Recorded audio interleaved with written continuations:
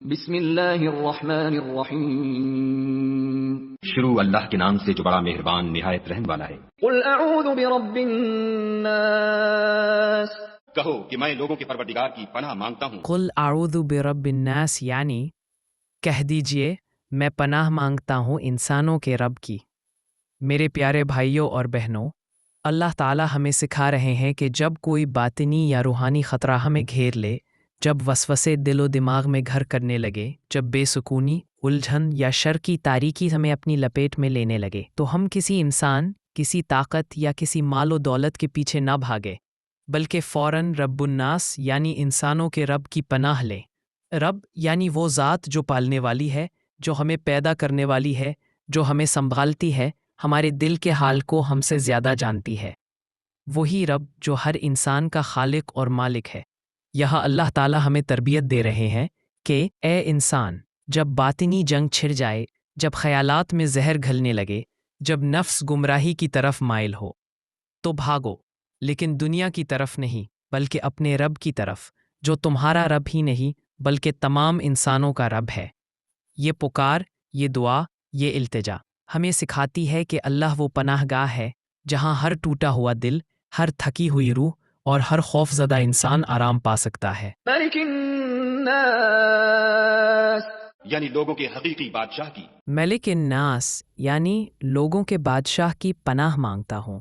اے سننے والو، پہلے رب کی بات ہوئی، اب اس رب کی ایک اور شان بیان ہو رہی ہے کہ وہ صرف رب نہیں، وہ بادشاہ بھی ہے۔ ملک الناس، انسانوں کا بادشاہ۔ یاد رکھو، دنیا میں بہت سے بادشاہ آئے، کچھ نے زمین پر حکومت کی، کچھ نے دلوں پر، لیکن ہر بادشاہ ایک دن فنا ہو گیا، ہر تخت ایک دن چھن گیا، ہر تاج ایک دن گر گیا، مگر اللہ تعالیٰ ایسا بادشاہ ہے جس کا نہ کوئی زوال ہے نہ زبردستی۔ وہ بغیر کسی ووٹ کے بادشاہ ہے، بغیر کسی فوج کے طاقتور ہے، بغیر کسی ظاہری تخت کے مالک الملک ہے۔ وہ ہر انسان، ہر قوم، ہر نسل، ہر طاقتور اور کمزور کا اصل بادشاہ ہے۔ جب دل میں وسوسے آئیں، جب نفس گناہ پر آمادہ کرے، جب شیطان آ کر دماغ کو الجھانے لگے، تو یاد رکھو، تم ایک عام انسان نہیں ہو، تمہیں لوگوں کے بادشاہ کی پناہ حاصل ہے، بس اسے دل سے پکارنا ہے۔ الہ الناس لوگوں کے معبود برحق کی۔ الہ الناسی، لوگوں کا معبود۔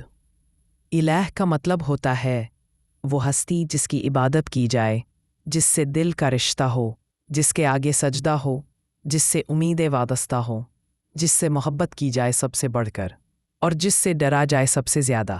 اللہ صرف رب نہیں جو پالتا ہے، صرف بادشاہ نہیں جو حکم دیتا ہے، وہ الہ بھی ہے، یعنی دل کا معبود، روح کی منزل، سجدے کا مرکز۔ افسوس، آج بہت سے دلوں کے الہ بدل چکے ہیں۔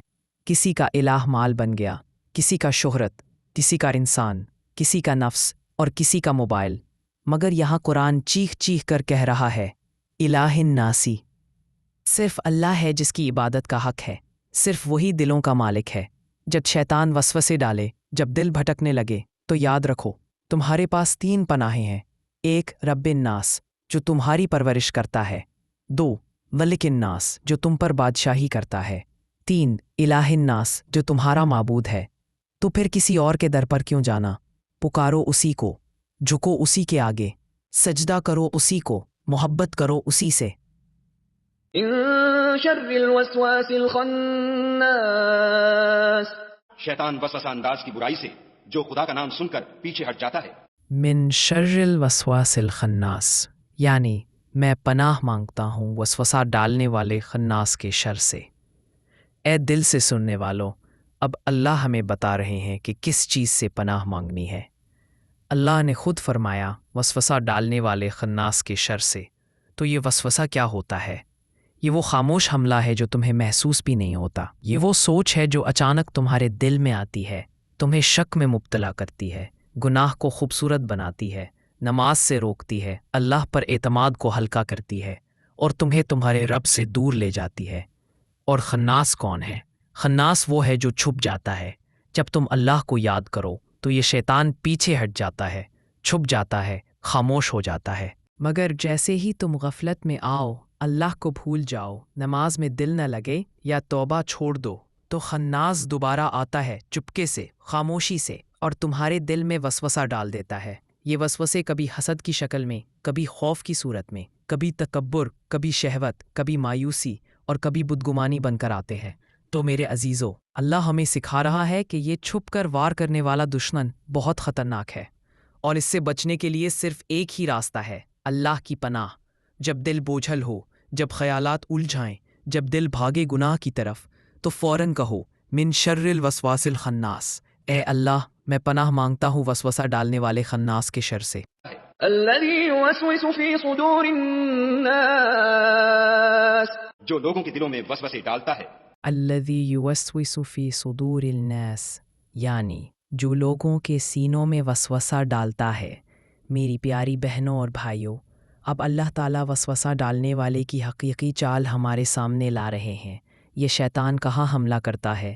کسی ہاتھ پر، زبان پر، آنکھ پر نہیں، یہ وسوسہ سینے میں ڈالتا ہے، دل اور دماغ کے درمیان، جہاں سوچ پیدا ہوتی ہے، جہاں نیت بنتی ہے، جہاں فیصلے جنم لیتے ہیں۔ یہ وسوسے اتنے خاموش اور اتنے چالاک ہوتے ہیں کہ انسان کو پتہ بھی نہیں چلتا کہ گناہ کی طرف اس کا رجحان کیسے ہوا، نماز سے دل کیسے ہٹا، قرآن کی تلاوت بوجھ کیوں لگنے لگی، نیکیوں کا جذبہ کیوں مدھم پڑ گیا، کیونکہ یہ وسوسے کبھی تمہیں یہ کہہ کر بہکاتے ہیں تم گناہگار ہو، تمہاری دعا قبول نہیں ہوگی، سب کچھ خود کرنا ہے، اللہ کہاں سنے گا، کیا فرق پڑتا ہے اگر ایک نماز چھوٹ جائے؟ اور انسان ان وسوسوں کو اپنا ہی خیال سمجھ کر خاموشی سے ان کے پیچھے چلنے لگتا ہے۔ یہ وہ خطرناک مقام ہے جہاں ظاہری طور پر سب کچھ ٹھیک لگتا ہے۔ اسی لیے قرآن نے خاص طور پر لفظ استعمال کیا فی صدور الناس میں، یعنی لوگوں کے سینوں میں وسوسہ ڈالنے والا۔ تو کیا کریں؟ ہم اپنی حفاظت کیسے کریں؟ صرف ایک ہی حل ہے، اللہ کی طرف رجوع، دل کو قرآن سے جوڑنا، ذکر کرنا، اللہ کی پناہ مانگنا، اور دل سے کہنا الذی یوسوس فی صدور الناس، اے اللہ اس وسوسہ ڈالنے والے سے بچا جو انسانوں کے سینے میں وسوسے ڈالتا ہے۔ من الجنة والناس، خواہ وہ جنات سے ہو یا انسانوں میں سے۔ من الجنتی والناسی، یعنی چاہے وہ وسوسہ ڈالنے والا جنات میں سے ہو یا انسانوں میں سے۔ میرے عزیز سامعین، یہاں اللہ تعالیٰ ہمیں ایک بہت اہم راز بتا رہے ہیں۔ ہم عام طور پر سمجھتے ہیں کہ وسوسے صرف شیطان ڈالتا ہے جو جنات میں سے ہے، مگر اللہ نے یہاں صاف کہہ دیا کہ وسوسہ ڈالنے والے دو طرح کے ہو سکتے ہیں، ایک من الجنتی جنات میں سے، دو والناسی انسانوں میں سے۔ جی ہاں، انسان بھی شیطان بن سکتے ہیں۔ ایسے لوگ جو آپ کے دل میں شک، حسد، نفرت، مایوسی، بدگمانی یا گناہ کی طرف ترغیب دیتے ہیں، یہ سب وسوسہ ڈالنے والے انسان ہیں۔ ایسا دوست جو گناہ کو معمولی بنا دے، ایسا مشورہ جو اللہ سے دور لے جائے، ایسی باتیں جو دل کو بے سکون کر دیں، یہ سب انسانی شیطان ہیں، اور ان سے بچنا بھی اتنا ہی ضروری ہے جتنا جناتی شیطان سے۔ تو جب ہم سورۃ الناس پڑھتے ہیں تو ہم صرف نظر نہ آنے والے شیطان سے نہیں، بلکہ انسانوں کی صورت میں آنے والے شیطانوں سے بھی پناہ مانگتے ہیں۔ کتنی عظیم دعا ہے یہ صورت! اللہ ہمیں نہ صرف اندھیرے میں نظر نہ آنے والے دشمن سے بچا رہا ہے، بلکہ ان لوگوں سے بھی جنہیں ہم دوست سمجھتے ہیں مگر وہ ہمیں رب سے دور لے جاتے ہیں۔ تو آئیے دل سے یقین کے ساتھ اللہ کی پناہ میں آ جائیں اور کہیں من الجنت والناس، اے اللہ میں پناہ مانگتا ہوں وسوسہ ڈالنے والوں سے، خواہ وہ جنات میں سے ہوں یا انسانوں میں سے۔